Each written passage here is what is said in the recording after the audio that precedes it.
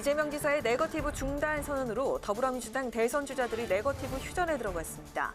그러나 이재명 지사 사퇴론과 이낙연 후보 캠프의 경선 불복 논란 발언을 놓고 양쪽 캠프의 신경전이 계속되고 있습니다. 국민의힘 대선 경선을 앞두고 이준석 대표와 윤석열 전 검찰총장 간의 갈등이 고조되고 있습니다. 또 다른 대권 주자인 최재형 전 감사원장은 당대표의 권위가 훼손돼선 안 된다며 이준석 대표를 옹호하고 나섰습니다.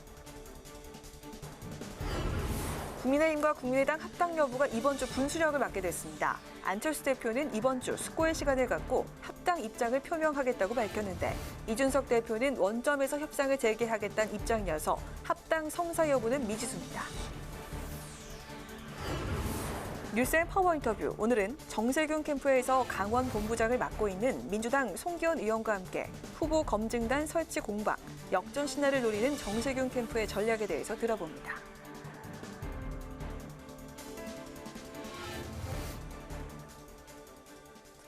여러분 안녕하십니까? 8월 9일 의정 종합뉴스 뉴스엔 시작하겠습니다. 더불어민주당 이재명 대선 예비 후보가 어제 네거티브 중단을 선언했고 나머지 후보들도 동의하면서 과열된 경선 분위기가 일단은 조금 가라앉은 분위기입니다. 하지만 이낙연 후보 캠프 인사의 발언을 두고 경선 불복 논란이 이어졌고 지사직 사퇴와 검증단 설치 요구 등 이재명 후보를 향한 다른 후보들의 견제도 계속됐습니다. 김희영 기자가 보도합니다.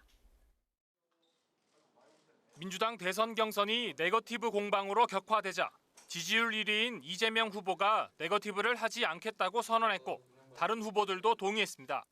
저는 오늘 이 순간부터 실력과 정책에 대한 논쟁에 집중하고 다른 후보님들에 대해서 일체 네거티브적 언급조차 하지 않을 것을 선언합니다. 후보들의 네거티브 자제 선언으로 과열 양상은 누그러졌지만 이재명 후보를 향한 다른 후보들의 견제는 여전합니다. 이낙연 후보는 언론 인터뷰에서 이재명 후보가 기본소득 홍보에 34억을 쓰면서 도청 캠프라는 용어까지 나오고 있다며 지사직 사퇴를 압박했습니다. 아니 지사직 사퇴 자체가 그건 개인의 양심의 문제이고요. 그러나 분명한 것은 도정을 뛰어넘는 개인 홍보에 국민의 세금이 들어가고 있다. 이것은 또 다른 문제죠. 정세균 후보는 전남 기자간담회에서 네거티브 중단 선언이 제대로 이행될 수 있도록 검증단 설치를 거듭 요구했습니다. 박용진 후보도 네거티브를 한 캠프 담당자를 문책하거나 후보가 대신 사과하는 등의 후속 조치가 필요하다고 가세했습니다. 경선 불복으로 비칠 수 있는 이낙연 후보 캠프 인사의 발언도 논란이 됐습니다. 이낙연 캠프 선대위원장인 서른 의원은 언론 인터뷰에서 이재명 후보가 본선 후보가 된다면 원팀할 수 있을지 장담이 안 되고 마음으로 받아들일 수 있을지 아슬아슬하다고 밝혔습니다.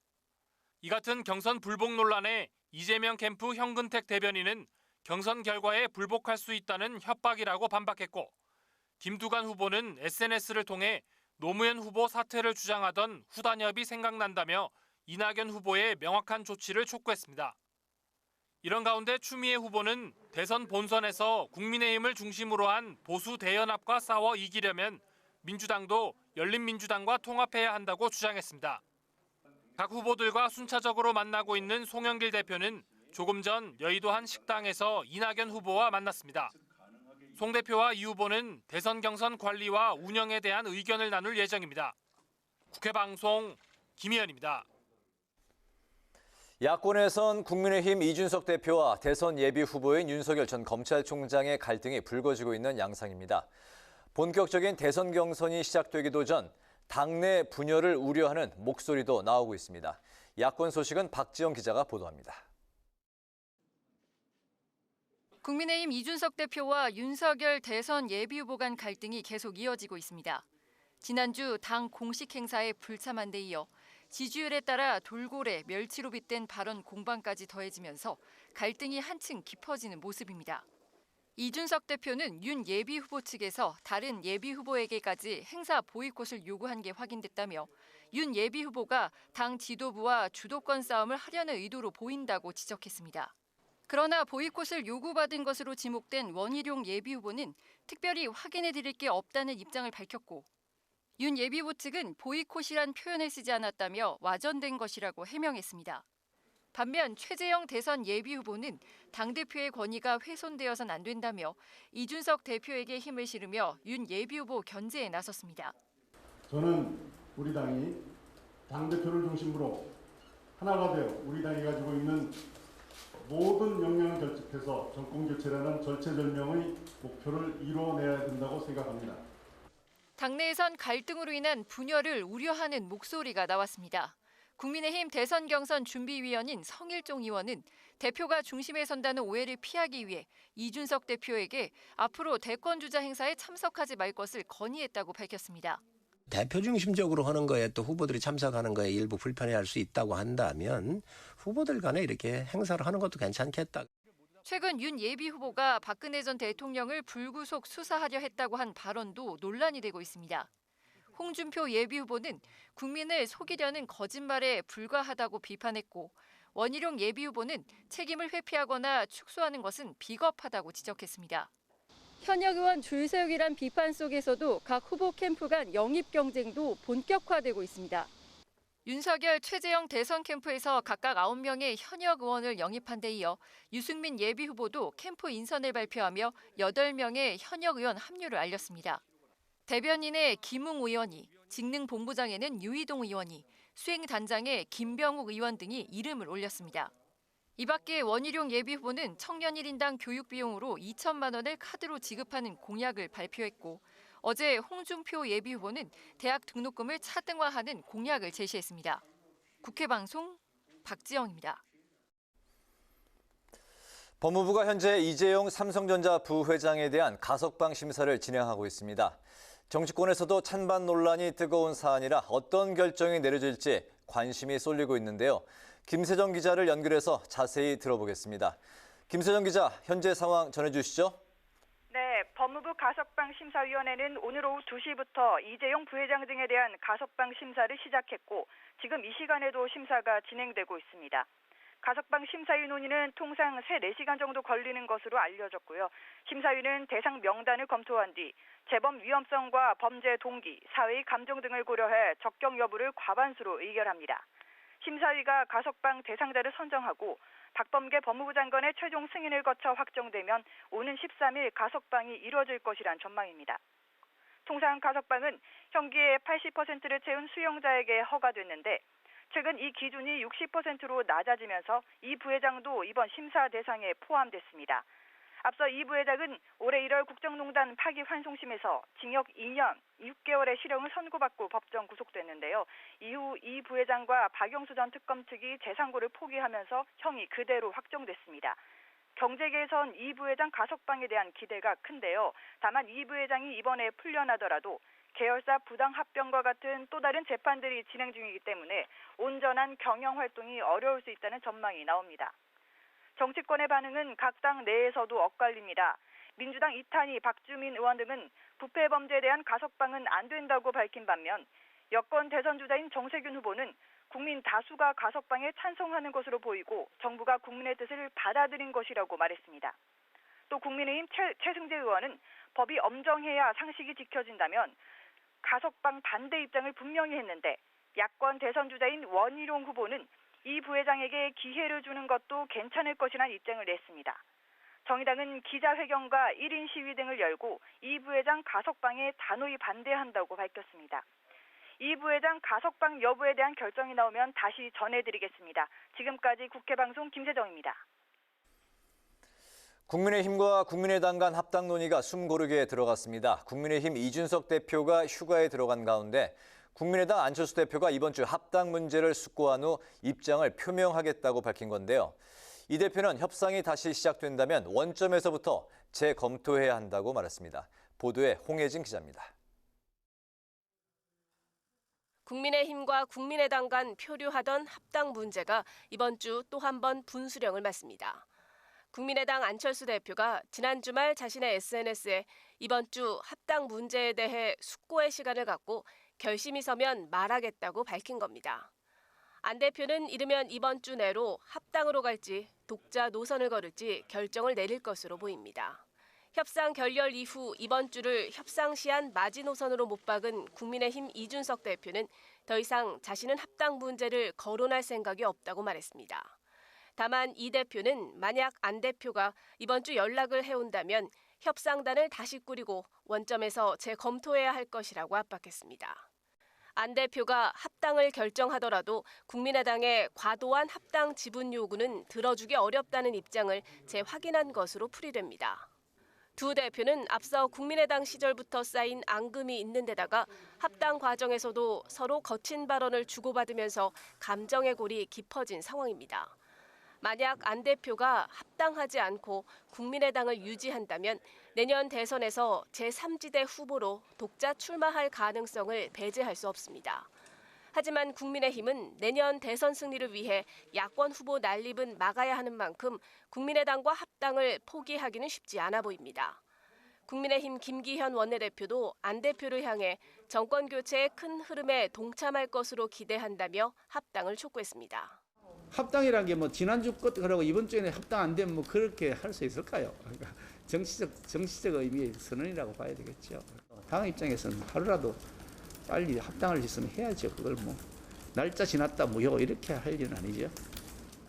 국민의힘은 오는 30일부터 대선 경선 후보자 접수를 시작하는 만큼 안 대표가 경선에 참여하려면 늦어도 경선 시작 전에 합당을 마무리해야 한다는 입장입니다. 이번 주 안 대표의 결정에 정치권, 특히 야권의 이목이 쏠리고 있습니다. 국회방송 홍혜진입니다. 동물을 잔혹하게 죽이거나 학대하는 사건이 잇따라 발생하면서 동물 학대나 유기 등이 심각한 사회 문제로 떠오르고 있습니다.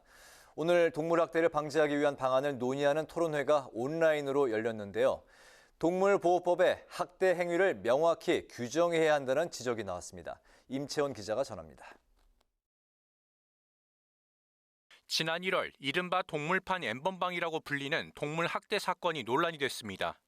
한 오픈 채팅방에서 일부 참여자가 활과 화살로 개와 고양이 등을 잔혹하게 죽인 뒤 찍은 사진을 공유한 사건입니다. 이 밖에 강아지 목줄을 잡고 공중에 빙빙 돌리거나 승용차에 개를 묶고 끌고 다니는 동물 학대 사건이 벌어지기도 했습니다. 이를 막기 위해 열린 토론회에서 참석자들은 동물 보호의 실효성을 확보하는 방향으로 법 개정을 하는 게 무엇보다 중요하다고 강조했습니다. 처벌을 강화하는 것도 필요하지만 처벌 대상이 되는 학대 행위를 동물보호법에 명확하게 규정해야 한다는 설명입니다. 구체적으로는 시행령의 동물 상해 행위를 상향 규정하거나 소유자의 반려동물 보호 의무를 강화하는 내용 등이 제안됐습니다. 차라리 전체적인 동물 학대는 동물을 죽이는 행위는 학대 행위로 보되 다만 동물을 죽이는 행위가 정당화되는 사유는 이러이러한 것이다라고 해서 그런 부분을 열거하는 방향으로 가는 것이 조금 더 적절하다라고 지금 생각을 하고요. 법원이 동물 학대 행위자에게 사유 금지 처분을 내리는 제도를 신설하자는 주장도 나왔습니다. 학대 행위자가 유죄 판결을 받으면 최대 5년 동안 동물을 키우지 못하게 하는 내용입니다. 이 해당 기간 동안에는 동물 사육, 관리, 보호할 수 없도록 했습니다. 그리고 이를 위반하면 이제 1년 이하의 징역, 1천만 원 이하의 벌금형으로. 이와 함께 지자체가 동물 학대 행위자로부터 격리된 동물을 키우려는 소유자에게 사육 계획서를 제출받아 이를 점검하고 유실, 유기 동물을 보호하는 민간 동물 보호 시설을 제도권으로 편입하기 위해 신고제를 도입하자는 제안도 나왔습니다. 국회방송 임채원입니다. 지난해 6월 당정청회의로 만들어진 청년정책총괄기구인 민주당 청년미래연석회의 3기가 출범했습니다. 송영길 당대표는 교육과 노동, 산업, 주거 등 국가 정책 설계 초기 단계부터 청년들을 포용하는 덴마크의 사례를 언급하면서 청년 문제는 사회 전반을 청년 친화적인 구조로 바꾸는 것에서 출발해야 한다고 강조했습니다. 이와 관련해 정부는 오는 26일 국무총리 주재로 청년정책조정위원회를 열어 내년에 추진할 청년정책을 발표할 예정입니다. 민주당이 코로나 백신 치료제 특위 5차 회의를 열어 백신 개발에 속도를 내야 한다고 강조했습니다. 송영길 당대표는 국민들이 다국적 백신 기업 눈치를 볼 수밖에 없어 답답해하는 상황을 극복하기 위해 자체적으로 백신 주권과 백신 개발에 총력을 다해야 한다며 백신 개발과 공급, 나아가 수출까지 지원 방안을 살피겠다고 말했습니다. 송 대표는 또 백신 임상 시 비용 지원과 원부자재 국산화, 특허 기술 지원 등 다각적인 지원 체계를 조속히 마련해 나갈 것이라고 밝혔습니다. 국민의힘 김기현 원내대표가 한미연합훈련의 기간 단축과 연기론이 나오는 것을 두고 무늬만 있는 훈련조차 김정은에게 허락받고 실시하겠다는 구걸 행각이라고 비판했습니다. 김 원내대표는 최고위원 간담회에서 북한 김여정 부부장의 한미연합훈련 중단 하명에 문재인 정부는 역시 예측대로 즉각 복종했다고 주장했습니다. 그러면서 김정은의 신기 경호를 통해서 내년 대선에서 또 한 번의 가짜 평화쇼를 벌이는 데 협조해달라고 아양을 떠는 태도라고 말했습니다. 국민의힘이 스텔스 전투기 F-35A 도입 반대 운동을 한 충북 청주 지역의 활동가들의 간첩 혐의와 관련해서 청와대 입장 표명을 촉구했습니다. 신인규 국민의힘 상근 부대변인은 논평에서 문재인 정부의 허약한 안보 의지가 대한민국의 구멍난 안보 공백을 초래한 근본적인 원인이라고 주장했습니다. 그러면서 간첩 혐의자들이 지난 대선에서 문재인 후보의 특보단으로 활동했다는 점도 강력한 수사가 필요하다며 성역 없는 수사가 이뤄질 수 있도록 문 대통령이 입장을 표명해야 한다고 밝혔습니다.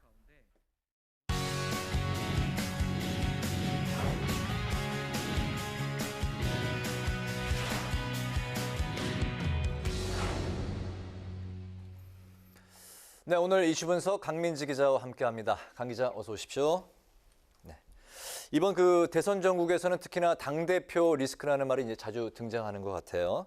특히 이제 당 지도부의 경선 관리 공정성이 또 이제 많이 이야기가 이제 회자가 되고 있는데 특히 민주당에서는 이심송심 논란이 계속되고 있네요. 네, 특히 최근엔 검증단 설치를 두고 대표들과 후보들 간 충돌이 있는데요. 네. 다른 경선 주자들이 이재명 후보를 겨냥해서 음주운전 전과와 같은 의혹과 논란들을 검증하자 이렇게 검증단 설치를 요구한 겁니다. 네. 그런데 송 대표가 본경선은 이미 진행 중이라서 경선 후보를 검증하는 공식 기구를 설치하는 건 타당하지 않다 이렇게 반대를 했는데요. 이 때문에 이심송심 논란은 더 거세지고 있습니다. 송 대표는 검증단이라는 방식으로 당이 경선에 개입을 할 경우에 오히려 공정성에 문제를 야기할 수 있다는 입장인데요.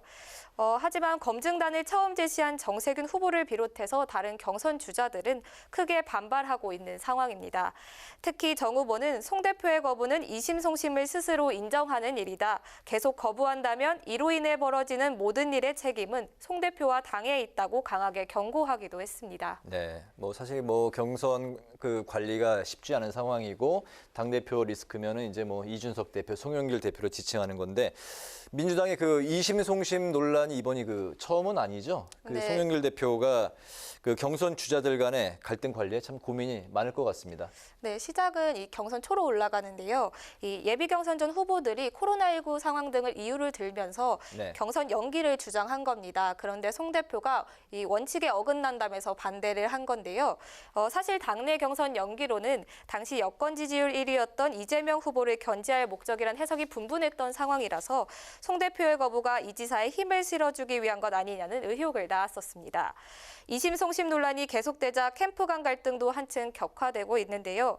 이낙연 캠프의 서른 선대위원장이 이 지사가 본선 후보가 된다면 원팀을 장담하기는 힘들다는 취지로 발언을 했고 여기에 이재명 캠프가 경선 결과에 불복할 수 있다는 협박이라고 반발을 한 겁니다. 네. 이낙연, 이재명 후보가 네거티브는 안 하기로 앞선 리포트에서 나왔지만요.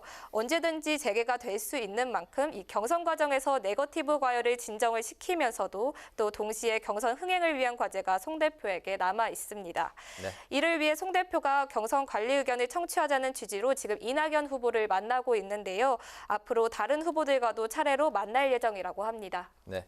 송영길 대표는 경선 관리 말고도 그동안 당내에서 여러 가지 또 갈등이 표출이 됐었잖아요. 네, 송 대표가 종부세 상위 2% 완화 그리고 조국 사태 사과 그리고 최근엔 법사위 합의까지 이 당과는 조금 다른 행보를 많이 보여왔는데요. 네. 민주당의 친문 당원들이 상당수 있는 만큼 당대표 사태가 거론될 정도로 당과 송 대표가 많은 충돌이 있었던 상황입니다. 이는 비주류 당대표로서 당내 독자 세력을 갖지 못했다는 때문이라는 분석이 나오는데요. 당 쇄신 과제를 안고 당대표에 선출이 됐지만 이 친문계인 홍영표 의원과 0.6%포인트밖에 차이가 안 날 만큼 이 당에서 힘을 발휘하기 어려운 구조였던 겁니다. 송 대표가 내일 취임 100일 기자간담회를 열고 그간 소회를 밝힌 뒤 주말까지 휴식에 들어가는데요. 내일 100일 기자간담회에서는 어떤 입장을 밝힐지 지켜봐야 될 것 같습니다. 네, 이번에 그 야권으로 또 주제를 바꿔보겠습니다. 윤석열 예비 후보의 그 이준석 대표 패싱 논란이 계속해서 이어지고 있네요. 네, 이번엔 보이콧 진실 공방인데요. 지난번 윤석열 후보가 이준석 대표가 없는 전격 입당을 한 뒤에 당 경선준비위가 추진한 봉사활동과 전체 회의에도 참여하지 않자 지도부 패싱 논란이 한층 거세졌습니다. 여기에 윤 후보 측이 다른 후보들에게도 이제 행사 보이콧을 제안했다는 보도가 나오면서 논란은 더 커지고 있는 건데요. 여기에 더해 이준석 대표가 갈수록 태산이다. 보이콧 제안이 사실이라는 것을 알고 있다. 보이콧하고 나온 게 후쿠시마 발언이다. 이렇게 윤 후보를 직격하는 발언을 쏟아내면서 갈등은 더욱 불거지는 모양새입니다. 제안을 받은 당사자로 지목된 원희룡 전 제주지사가 보이콧 제안에 대해 확인해드릴 게 없다 이렇게 말을 하면서 실제 보이콧 제안이 있었던 것 아니냐는 관측도 계속 나오는 중입니다. 예, 여야 모두 그 할 거 없이 당내 지도부 대표와 또 이제 그 경선 후보들 간의 갈등이 이제 표출되고 있는 양상인데 윤석열 후보 측에서는 또 윤 후보를 돌고래, 다른 후보들을 멸치, 고등어부 이렇게 또 비교해서 논란이 되고 있네요. 네, 친윤석열계로 분류가 되는 정진석 의원이 공개적으로 당 지도부를 비판한 데서 나온 발언입니다. 네. 먼저 정 의원이 대선 후보 경선 주인공은 후보지 이 당 지도부가 아니다 이렇게 비판을 했는데요. 여기에 더해서 멸치와 고등어 그리고 돌고래는 생장 조건이 다르다. 이미 돌고래로 몸집을 키운 사람도 있는데 한데 모아서 식상한 그림을 만들 이유가 없다 이렇게 말을 했습니다. 윤석열 후보를 돌고래에 밑대 이준석 대표를 겨냥한 것으로 보이는데요. 김재원 최고위원도 여기에 더해 오늘 당내 갈등을 콩가루 집안이라고 비판을 했습니다. 정권 교체를 위해선 한 목소리를 내야 한다면서 모두가 말을 줄여달라고 지적을 한 건데요. 특정인을 지칭하지는 않았지만 말을 줄이라는 메시지를 두고 이 윤 후보와 연일 갈등 양상이 불거지는 이 대표를 향해 사실상 견제구를 날린 것이라는 해석이 나옵니다. 네, 그 음식점에서 많이 쓰는 그런 단어들이 나오는 멸치, 고등어, 또 뭐 콩가루. 네. 이준석 대표와 윤석열 후보의 갈등 앞으로 이제 어떻게 좀 봉합이 될까요? 아니면 계속될까요? 어떻게 전망하세요?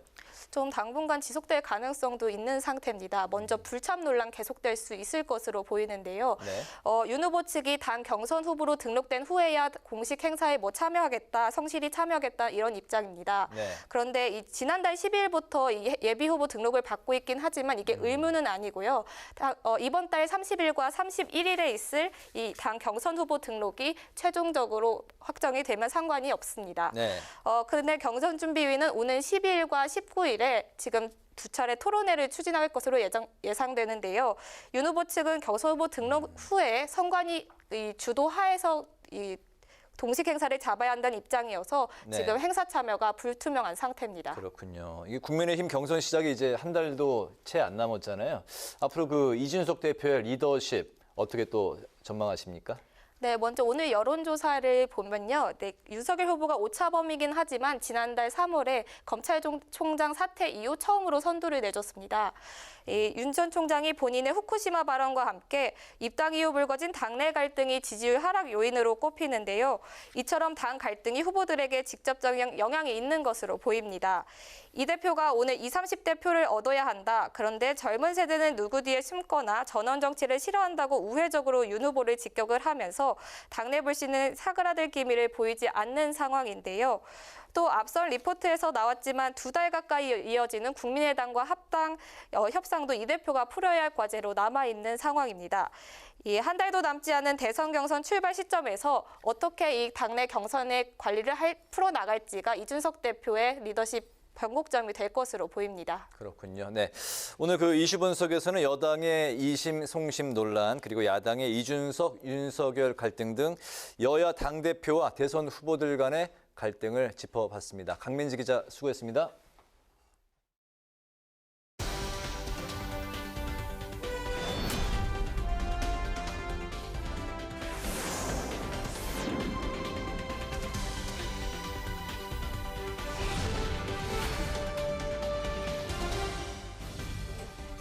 강한하게 정치톡 시간입니다. 8월 9일 시선을 집중시킨 정치 뉴스 만나보시죠. 첫 번째 정치톡은 SNS 정치학입니다. 코로나19 확산 여파로 대멸 선거 운동이 어려워지면서 여야 대선 주자들 온라인 선거운동에 공을 들이고 있습니다.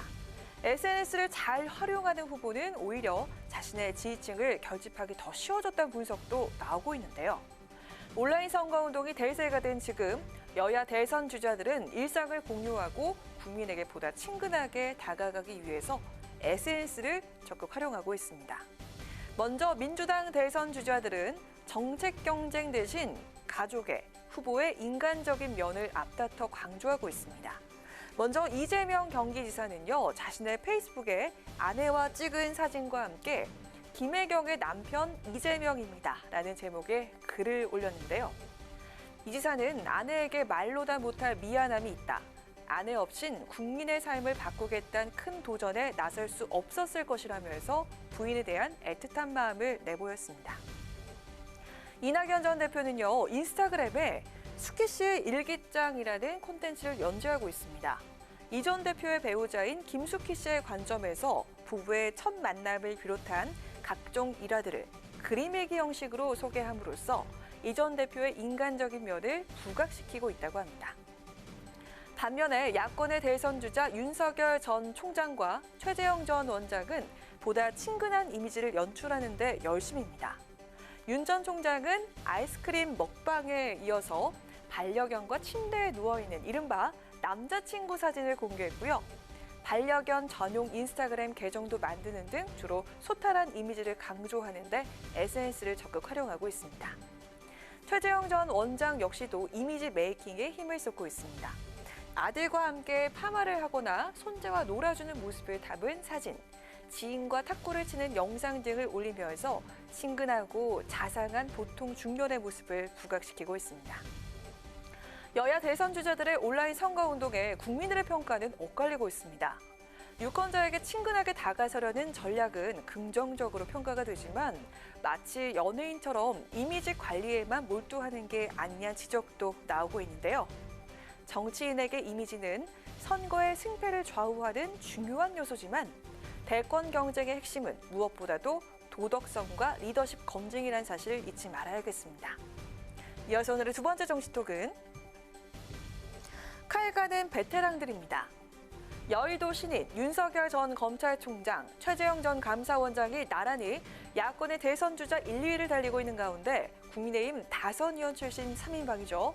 홍준표 의원, 유승민 전 의원, 원희룡 전 제주지사 등 베테랑 정치인들이 신임 집중 견제에 나섰습니다. 윤 전 총장과 최 전 원장이 잇단 실언과 당 지도부 패싱 등으로 지지율이 주춤하자 그 틈을 파고들어서 신입 주자 때리기에 나섰고요. 무엇보다 보수 정치인으로서의 선명성을 과시하는 데 주력했습니다. 윤 후보는 보수 우파 진영을 궤변시킨 사람입니다. 지난번에 자기가 중앙지검장 할 때도 벼락 출세로 한 사람이 윤석열입니다. 근데 윤석열이 그 중앙지검장 발탁 배경은 박근혜 전 대통령 잡아였기 때문에 발탁을 해준 거예요. 신입 주자들이 보수 표심만 자극하고 또 당의 국회의원들을 줄 세워서 개파 만드는 데 몰두하고 있는데요. 이런 보수 표심만 자극하는 언동은 작은 이득은 있을지 모르지만 전체적으로는 정권 교체에 스스로가 역행하는 겁니다. 유승민 의원 역시 정치 신인들에 대해서 공정, 헌법 정신 등 애매하게 뜬구름 잡는 소리만 하면서 그게 정치고 정책은 한 급이 낮은 것처럼 하는 후보들은 생각을 고쳐주셔야 한다고 지적하면서 저는 늘 정책이 곧 정치라고 생각한다고 강조했습니다. 윤 전 총장과 최 전 원장의 경쟁적 세대결 양상에 맞선 대선 재수생 홍준표 의원과 유승민 전 의원, 일찌감치 대선 출마를 준비해온 원희룡 전 제주지사는 윤 전 총장에 대해선 각종 실언을, 최 전 감사원장을 향해선 준비 부족 등을 집중 공략하면서 지지율 반등을 노리고 있는데요. 특히 준비된 대통령 후보 이미지를 부각시키기 위해서 부동산, 교육, 노동, 육아, 각종 공약을 발표하는 등 차별화에 공을 들였습니다. 홍준표, 유승민, 원희룡, 여의도 입문 시기로 따지면 도합 70년에 가까운 정치 구력을 지닌 세 후보인데요. 정치 신인을 상대로 한 베테랑들의 승부술, 과연 그 결과는 어떻게 나올까요? 지금까지 강하락의 정치톡이었습니다.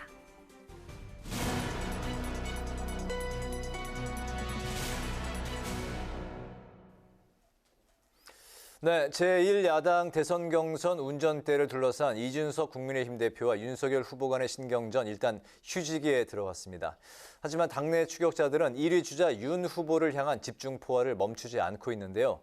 오늘은 국민의힘 임승호 대변인과 관련 이야기 나눠보도록 하겠습니다. 대변인님 나와 계시죠? 안녕하세요. 네, 안녕하세요. 네, 반갑습니다. 안녕하십니까? 이준석 대표가 여름 휴가 또 그 윤석열 후보는 자가격리에 이제 들어간 상황인데 윤석열 후보의 이른바 봉사활동 보이콧 종용설과 관련해서 휴가 직전까지 그 이준석 대표가 이제 날을 세우는 그런 분위기였는데요. 윤석열 후보는 와전됐다는 그 입장인 것 같은데 이준석 대표의 심기는 여전히 좀 불편해 보입니다. 당의 입장이 궁금한데 어떻습니까? 네, 이 문제는 기본적으로 이준석 대표께서 윤석열 후보에게 직접적으로 어떤 서운함을 내비쳤다기보다는 이제 윤석열 후보 측의 캠프에서 계속해서 메시지 관리가 조금 부족하다라는 지점이 있어서 윤석열 후보의 캠프에 대한 어떤 조언 정도로 생각해 주시면 될 것 같고요.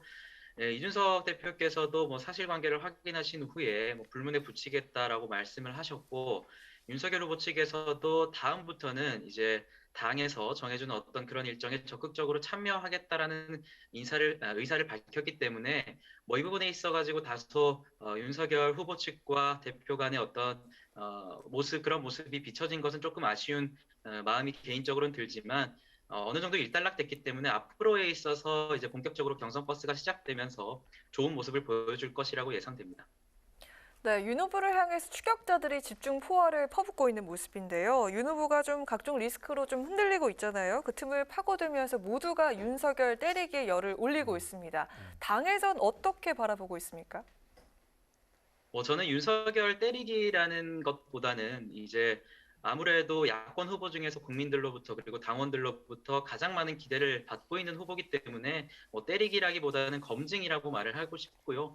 1위 후보기 때문에 이 정도의 날카로운 검증이 있는 것은 윤석열 후보께서도 어느 정도 예상한 결과라고 생각합니다. 다만 일부 후보께서 어떤 검증되지 않은 또는 근거가 없는 비난을 하는 것에 있어서 그런 행위가 있다면 당 차원에서는 그런 행위에 대해서는 제지가 필요하다고 생각하고요. 다만 지금 이루어지는 어떤 정책에 대한 비판이나 메시지에 대한 비판은 인신공격이나 이런 것이 아니라 1위 후보에 대한 검증 차원이기 때문에 경선이 이루어지는 과정에서 민주당도 마찬가지고 저희 당에서도 이루어질 수 있는 자연스러운 검증이라고 생각해 주시면 감사할 것 같습니다. 네. 그리고 이제 그 윤석열 최재형 후보가 이제 당내에 이제 입당을 하면서 당내 인재풀을 상당수 선점을 하고 그래서 이제 줄 세우기 또 편 가르기란 그 이야기들이 또 나오고 있는데요.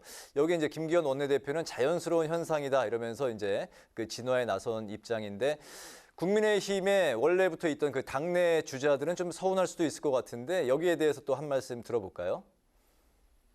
아무래도 당내 후보들은 이제 막 입당한 윤석열 후보나 최재형 후보의 캠프가 거대해지는 것에 대해서 어느 정도 불안감을 느낄 수 있다는 것은 저는 인정을 합니다. 하지만 저희 이준석 대표께서도 당내 후보에 대해서 현역 의원들이나 당직자들이 지원하는 것은 말리지 않고 적극적으로 허용하겠다라는 입장을 밝히셨기 때문에 이 부분은 저는 줄 세우기, 편 가르기라기보다는 자신의 정책과 비전에 맞는 후보의 캠프에 들어가는 것은 자연스러운 것이라고 보고 또 지금 어느 정도 서운함을 가질 수 있는 기존의 당내 후보들도 지금 저희 당과 이준석 대표께서 모든 후보들이 공정하게 경쟁할 수 있는 룰을 정말 많이 고민하고 있으니까 경선 과정에 들어가면서 토론 배틀이라든지 이런 부분에 있어서 정책과 비전을 마음껏 뽐낼 수 있는 그런 장이 열릴 테니 너무 초조해하실 필요 없고 지금의 어떤 소위 말하는 세에 대해서 크게 의식하실 필요 없이 경선 과정에 적극적으로 참여해 주시면 감사하겠다는 말씀 드리겠습니다.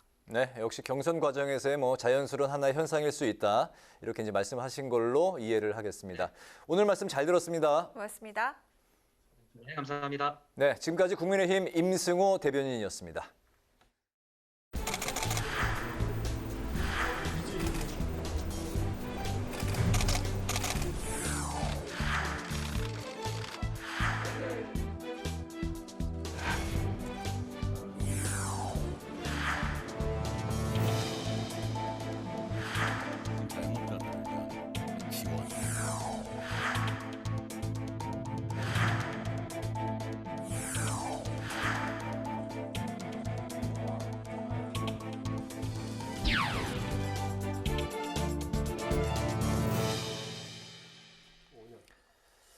네, 이번 시간은 뉴스앤 파워 인터뷰 코너입니다. 민주당 내 뜨거운 감자로 떠오른 경선 후보 검증단 설치 문제가 당 지도부에서는 선을 그었습니다만 2심 송심 논란에 부채질을 하면서 여진이 이어지고 있습니다. 한편 법사위원장 양보 합의 문제와 관련해서 이번 주 여당 의총이 열릴 것으로 보이는데요. 오늘은 검사 출신으로 국회 법사위원이자 정세균 캠프에서 활동하고 계신 더불어민주당의 송기현 의원과 관련 이야기 나눠보도록 하겠습니다. 송 의원님 어서 오십시오. 네, 안녕하세요. 반갑습니다. 바쁘신 의정 일정에도 또 오늘 나와주셔서 감사드립니다. 네, 저도 반갑습니다. 네, 첫 번째 질문 드리겠습니다. 이재용 삼성전자 부회장의 운명이 이제 어떻게 결정이 될지 조금 후에 이제 그 결론이 날 것으로 보이는데요. 이 부회장의 광복절 가석방 심사가 이제 현재 열리고 있지 않습니까? 그동안 이 여론과 또 이제 여당 내에서도 이제 이 가석방 여부에 대해서 의견이 이제 엇갈리고 있는 걸로 알고 있는데 여기에 대해서 이제 의원님의 생각은 어떻습니까? 우선 이재용 부회장에 대해서 가석방이 법적으로 가능하기 때문에 안 된다 이렇게 단정해서 할 수는 없는 것 같아요. 다만 결론은 근데 가석방 심사위원회에서 결정하고 가석방 심사위원회는 지금까지의 여러 가지 실무적인 어떤 관행에 따라서 심사를 할 것 같습니다. 그래서 뭐 거기에 따라서 충분히 앞으로의 재본 가능성이라든지 아니면 범행의 동기라든지 그동안 재판 과정에 있었던 일이라든지 이런 종합적으로 고려를 해서 결정을 하지 않을까 생각이 되고요. 아마 국민의 뜻도 많이 또 참작되지 않을까 하는 생각을 하고 있습니다. 네, 지금 정세균 후보 캠프에 계신 만큼 관련 이야기 좀 집중적으로 다뤄볼까 하는데요. 사실 지지율을 보면 그렇게 높은 지지율을 보이고 있지는 않지만요. 캠프에선 이제 정세균의 시간이 시작됐다라고 이렇게 입을 뗐는데 지지율 반등 전략이 좀 갖춰져 있습니까? 뭐 우선 최근에 여론조사를 보면 충청권과 호남권에서 이제 두 자리 숫자의 지지율로 올라섰기 때문에 계기는 시작되지 않았는가 생각이 되고요. 그 계기는 이제 우리 당의 1, 2위 후보를 갖고 계시는 분께서 너무 이제 후보자 검증이라는 이유로 지난 일들을 많이 말씀하시는 것에 대해서 특히 당원들께서 피곤해하시기도 계시고 또한 일부는 또 지역 색깔 관련된 발언도 나오신 것 때문에 일부 지역에서 또 지지도 철회하는 이런 경향도 보이고 있어서 이런 것이 합쳐져서 충분히 반등의 기회를 얻을 수 있지 않을까 이렇게 생각하죠. 정세균 후보가 이제 과거에 이제 스마일맨으로 출발을 해서 스트롱맨에서 다시 뭐 젠틀맨으로 요새 또 이미지가 이제 조금씩 이렇게 변화하고 있는 것 같습니다. 뭐 동의하십니까? 근데 원래 스트롱맨이시죠. 왜냐하면 이제 원래 원래 지역구에서 서울에 올라오셔가지고 종로에서 2번 국회의원 선거를 할 때 홍사덕 전 의원하고 경쟁할 때도 그랬고. 지지난번에 20대에서 오세훈 지금 현 시장하고 대결할 때도 그랬고 굉장히 지지율이 낮은 상태에서 불가능할 것이다 이렇게 해서 했는데도 불구하고 그것을 돌파해내셨거든요. 그러니까 절대 스마일하거나 젠틀맨 같은 되질 않습니다. 그러니까 당당한 아주 경쟁력이 있고 또 강한 점이 있기 때문에 하셨고요. 지난번 국회의장 하실 때 탄핵을 결정하시고 하는 과정에서 볼 때도 분명히 단호할 때는 단호하신 모습이 보였기 때문에 새삼스럽게 스트롱맨은 아니다. 하지만 스트롱맨이지만 늘 그 가운데는 표현은 온화한 게 계셨고 그래서 스마일맨이라는 평도 있으셨고 또 젠틀맨이라는 평도 계시지 않았나 하는 생각이 그러면 어떤 뭐 전략에 따라서 이렇게 변화를 일부러 의도적으로 하는 건 아니고 그렇지는 않습니다. 자연스럽게 본인의 캐릭터가 다 드러나는 거다 그런 말씀이시죠. 그렇죠. 불공정이나 불평등에 관련돼서는 항상 단호한 모습을 보여주셨고요. 그런 모습을 보이셨을 때 그 모양을 보면 당연히 스트롱하다고 생각을 하시겠죠. 정세균 후보는 명확하게 이 부분에서 선을 그었는데 이낙연 캠프 측에서 단일화로 계속 손짓을 하고 있습니다. 희망이신가요? 단일화가 앞으로 불가피할 거라는 그런 전망이 나오는데 어떻게 생각하십니까? 우리 정세균 후보님도 그렇고 저희들도 그렇고요. 선거 공학적인 차원에서의 어떤 경쟁은 바람직하지 않다고 생각하고 있습니다. 그러니까 단일화라는 것이 기본적으로 선거 공학적인 차원에서 선거를 접근하는 건데요. 그러면서 볼 때는 단일화를 지향하지는 않는다고 저는 봐야 되겠습니다.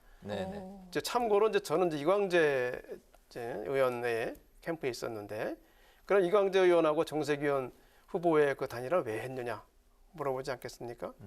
그거는 단순히 어떤 선거 공학적인 차원에서 이루어진 게 아니고 서로의 비전을 공유하기 때문에 그리고 오랜 인간관계가 있었기 때문에 가능했었던 것이지 단일화를 통해서 뭘 어떻게 해보겠다는 차원이 이루어진 게 아니기 때문에 지금 이낙연 후보님과의 단일화 문제도 같은 쪽에서 생각해 주셨으면 좋겠다는 생각이 듭니다.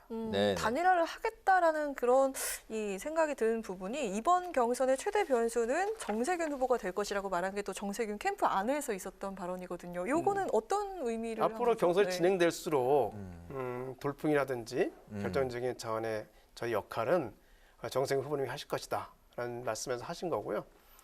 어떤 역할을 하실 것이다는 것이 단일화를 의미하는 건 아니라는 것이죠.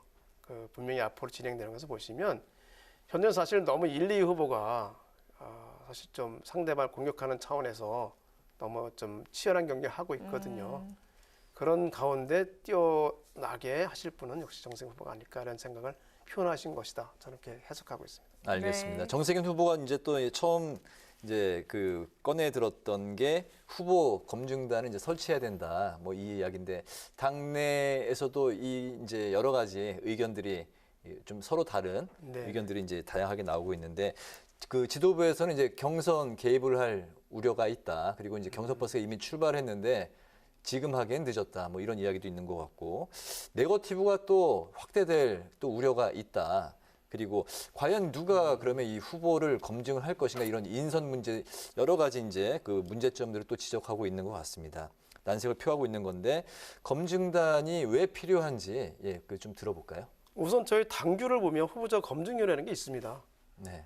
그래서 지금 이제 대통령 선거의 경우에 그게 안 이루어지고 있지만 지방선거나 국회의원 선거를 할 때는 늘 후보에 대해서는 후보자 검증위원회에서 이 사람의 전력이라든지 정과라든지 그동안 여러 가지 무리가 있었던 것이 있었는지를 당연히 검증하게 되어 있습니다. 네. 그동안 대선에서는 사실은 그런 것이 이루어지지 않아 있던 것은 대선 후보가 굉장히 큰 파급력을 갖고 있었기 때문에 이것이 지켜지지 않았는데 우리가 당규에 엄연히 후보자 검증위원회가 있다는 것을 생각을 하면 어떤 형식이든지 간에 그것이 이루어져야 된다는 것이 물론 이제 저희 정세균 캠프의 생각일지는 모르겠지만 제 생각은 그렇습니다. 네. 후보자 검증위원회를 어떤 규모로 할 것인지 그래서 그 명칭을 뭐 검증 단위로 할 것인지 아니면 당규에 있는 것처럼 후보자 검증위를 할 것인지는 뭐 지도부에서 결정의 문제긴 하지만 후보자 검증이라는 그 과정이 당규에 있고 그것은 흑색 선전이나 유언비어 뭐 아니면 그런 것이 너무 난무하는 것을 오히려 막는 역할을 해왔기 때문에 그것을 공식적인 절차를 통해서 정리하는 역할을 해왔기 때문에 그 점에서는 그것이 부정적인 측면이 있는 것은 아니다 그런 생각이 들고요. 어쨌든 당규에 따라서 관련 절차는 있어야 된다는 것이 저의 생각이고 당규 해석입니다. 알겠습니다. 이재명 또 이낙연 후보 간의 이제 비방전, 네거티브 이제 공방전에 대해서 서로 이제는 좀 자제하자 이런 뉴스가 이제 오늘 이렇게 나오긴 했습니다만 이 네거티브 공방전이 앞으로 깔끔히 사라질 수 있을지 어떻게 보십니까? 그렇지는 않겠죠. 선거 과정에서 아닙니까? 보면 마지막까지 네거티브라든지 이런 거 있을 수밖에 없습니다. 그러니까 본인이나 후보자 본인이나 후보자 캠프의 그 공식적인 차원에서는 물론 하지 않겠지만 지금도 뭐 하지 아니라고 저는 생각하고 있지만 지지자들 계층에서는 그것은 뭐 광범위하게 계속 반복될 수밖에 없고요. 그 지지자들이 하는 것에 대해서 상대방에서는 절대 그들이 독자적으로 하는 것이 아니라고 보기 때문에 그분에서 논란은 계속 있을 것이다 생각이 들고요. 결국은 그것은 또 하나는 끝까지 선거까지 이루어지는 과정에서 후보자에 대해서 검증이 이루어지는 과정이다. 자연스러운 과정이다. 네거티브, 순수한 네거티브거나 허위 공격이라고 하면 선거 과정에서 그게 검증이 되겠죠. 되면 그것을 가지고 공격한 사람 쪽에서 아마 거기에 대한 책임을 지는 그런 타결이 있게 될 수밖에 없습니다. 그것은 선거의 하나의 과정이라고 생각이 됩니다. 네. 이 검증단 설치 반대 때문에 2심, 송심 논란에 좀 더 이렇게 기름을 지핀 게 아닌가, 불에 난데 기름을 지핀 게 아닌가 이런 발언들이 나오고 있는데요. 대권 주자들과 송영길 대표가 릴레이 스킨십 행보를 보이고 있고 오늘은 이낙연 후보와 만났더라고요. 2심, 송심 논란 현재 캠프에서 어떻게 바라보고 있습니까? 그동안 일부 그런 오해를 좀 만들어 왔었죠. 당 지도부가요. 우리 경선 연기 관련해서도 마찬가지였고요.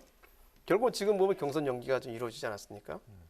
이런 점에 보면 애초에 그것을 아예 딱 잘라서 거부했던 것이 다른 후보 쪽에서 지금 1위를 달리지 않는 다른 후보 쪽에서는 오해를 할 수 있는 여지를 충분히 줬다. 하지만 이제 지금 송 대표가 그런 오해가 없이 공정하게 경선 관리하겠다 하고 있으니까 저희들도 민주당 원팀이 되도록 하는 노력을 계속하고 그 입장은 늘 견지하도록 하겠습니다. 알겠습니다. 후보들 간에 이제 물론 이제 민주당 후보들 간에 그 청년 표심을 잡기 위한 부동산 공약이 이제 다양하게 쏟아져 나오고 있는데 정세균 후보 같은 경우는 이제 공급을 가장 많이 지금 이제 그 공약으로 내세웠어요. 근데 이제 또 한간에 이제 좀 우려 목소리는 구체적인 또 방안에 빠져 있다 이런 이야기가 있는데 여기 대해서는 또 어떤 입장이신가요? 저희들이 이제 이광재 의원하고 담임하기 전에 지금 성남공항을 이전하면서 성남공항에 주택을 새로 건축하는 문제라든지 아니면 도심공항의 고도 제한 부분을 철저히 연구를 해서 비행기의 운행과 관련이 없는 부분은 고도 제한을 과감히 낮춰서 도심에 아파트 주택을 공급할 수 있도록 하자는 토론회를 우리 정세균 후보님과 이광재 의원이 같이 개최를 한 적이 있습니다. 거기서 굉장히 구체적으로 도심에 주택 공급하는 그런 정책이 있었는데요. 다만 대선 후보가 이거 구체적으로 얘기를 하게 되면 그러지 않아도 이게 굉장히 휘발성이 큰 부동산 시장이 또 요동할 가능성이 있기 때문에 구체적으로 언급을 하지 않는 것뿐이지 내부적으로는 구체적인 방안은 저희가 충분히 준비를 하고 있습니다. 네, 야당 쪽 상황도 한번 짚어보면요. 윤석열, 최재형 후보 최근 일단 설화가 뒤따르고 있는 모습인데요. 현재 이 두 후보에 대한 평가를 좀 해주신다면요. 어떻게 보고 계십니까? 우선 사정기관의 수장이 곧바로 나와서 정치 선언한다는 것 자체는 사정기관의 정치적 중립성 자체를 훼손하는 거기 때문에 나왔다는 자체가 좀 실망스럽고 일단 술말을 하고 나온 이후에 하는 행보를 보더라도 다른 것보다는 왜 나왔는지 모르겠습니다. 대통령에 대해서 무엇을 하려고 하는 것지 정확히 제시하지 않으면서 자기를 대통령 시켜달라고 하는 자체가 저는 납득을 할 수가 없습니다. 전혀 준비가 안 돼 있고 철학도 없는 것이 아닌가. 그런 면에서 지금까지 보여준 것에 대해서는 굉장히 실망스럽다. 저는 굉장히 실망하고 있습니다. 네, 알겠습니다. 법사위원장을 이제 21대 국회 후반기에 야당에 넘기기로 했잖아요. 그 당내에서 또 이제 지도부와 또 이제 의원들 간에 의총을 이제 열기로 결정할 만큼의 갈등이 또 이제 그 충돌이 있는데 법사위원장 양보에 이제 의원님은 어떤 입장이신가요? 법사위원장을 이제 후반기에 국민의힘 쪽에 양보하겠다는 건 우선 국회 내에서의 정상화. 문화를 바꾸겠다. 국회가 작동하는 기본적인 방식은 대화와 타협이거든요. 국회가 운영하는 기본적인 방식을 다 회복하자는 차원에서 아마 대표가 합의를 했던 것 같습니다. 아쉽죠? 왜냐하면 법사위원회가 지금의 같은 체제를 갖고 있는 상태에서는 그것이 계속해가지고 정쟁의 중심이 될 수밖에 없습니다. 저는 법사위원장을 누가 왔든지 간에 그것이 정말 정상화가 되려고 하면 법사위에 있는 지금 체계작구 심사권 자체를 근본적으로 개혁해야 될 필요가 있다. 지금 우리가 하반기에 법사위원장을 야당에 양보하겠다고 한 것도 법사위의 운영 자체를 개선하고 개혁하겠다는 전제에서 이루어졌다. 그래서 그 전제가 이루어지지 않으면 후자도 가능하지 않을 수 있다. 그런 말씀을 제 생각은 그렇고요. 아마 지도부도 같은 뜻이 아닐까 생각을 하고 여기에 대해서 의총에 찬성했던 많은 의원님들도 같은 취지라고 저는 생각합니다. 그렇다면은 현재 그 야당은 법사위 그 개혁안에 대해서 이제 강력히 이제 반대 입장을 표출하고 있는 그 상황인데 그러면 이제 그 민주당의 의총에서 그러면 이 법사위원장을 넘겨주는 게 백지화가 될 가능성도 있는 건가요? 결론이? 저희들 의총에서 상당 부분 의원님들께서 동의했기 때문에 백지화가 될 가능성은 이제 크지는 않다고 저는 생각합니다. 하지만 우리 당 의원들의 어떤 뜻을 보고 국민의 뜻을 봤을 때는 법사위 개혁은 좀 더 과감하게 더 추진할 수 있다고 생각합니다. 근본적으로는 체계작권을 폐지하는 쪽으로도 저희들이 과감하게 시도를 해야 되지 않을까. 그런 시도에 대한 동력은 충분히 생기지 않을까 생각하고요. 우선 법사위원장을 하반기에 야당에 넘기기 전까지도 저희들은 충분히 그런 노력을 할 수 있고 어느 정도 성과는 가능하다고 생각하고 있습니다. 네, 법사위 일도 그렇고 또 이렇게 캠프 일도 그렇고 또 지역구가 강원, 원주시 을이시잖아요. 정말 바쁘실 것 같습니다. 올 한 해 남은 한 해 동안 또 이루고 싶은 의정 활동 계획이 있으시다면 말씀 한번 들어보겠습니다. 저희는 원주에 지금 그 디지털 뉴딜을 통해서 의료 관련된 정보를 활용한 신산업을 언제 만들 생각을 하고 있습니다. 네. 그래서 원주가 디지털 헬스케어와 또 디지털을 이용한 새로운 정보, 의료 정보 사업이 산업이 먼저 시작될 수 있도록 하는 것이 저희 이제 꿈이고요. 아마 올해도 그런 노력을 좀 해서 내년부터 가시적인 성과가 있을 수 있도록 하는 것이 제 목표이고요. 가능하다고 생각합니다. 네, 잘 알겠습니다. 그 이재용 삼성전자 부회장의 가석방 여부를 결정하는 심사위원회가 조금 전에 이제 그 종료를 했다는 소식이 들어왔는데 어떤 쪽으로 결론이 났는지는 아직 뭐 전해지지 않아서 이 관련해서 뭐 저희가 할 코멘트는 현재로서는 없는 것 같습니다. 네, 좀 더 그 뉴스를 지켜보기로 하고요. 이제 시간이 다 돼서 이제 맞춰야 될 것 같습니다. 오늘 그 뉴스앤파워 인터뷰에서는 민주당 후보 검증단 설치 공방 그리고 정세균 캠프 전략을 중심으로 지금까지 정세균 후보 캠프의 더불어민주당 송기현 의원과 함께했습니다. 의원님 오늘 말씀 잘 들었습니다. 고맙습니다. 감사합니다. 내일은 전국에 구름이 많이 끼겠고요. 또 곳곳에 소나기가 오겠습니다. 내일 아침 기온 서울과 부산 24도로 출발하겠고 낮 기온은 서울과 대구 30도 등으로 오늘보단 낮아지겠습니다. 내일부터 점차 폭염의 기세가 꺾이고요. 열대야도 잦아들 전망입니다. 네, 오늘 뉴스엔은 여기서 마치겠습니다. 국민의 국회를 위해서 내일도 뉴스엔이 함께하겠습니다. 시청해주신 여러분 고맙습니다.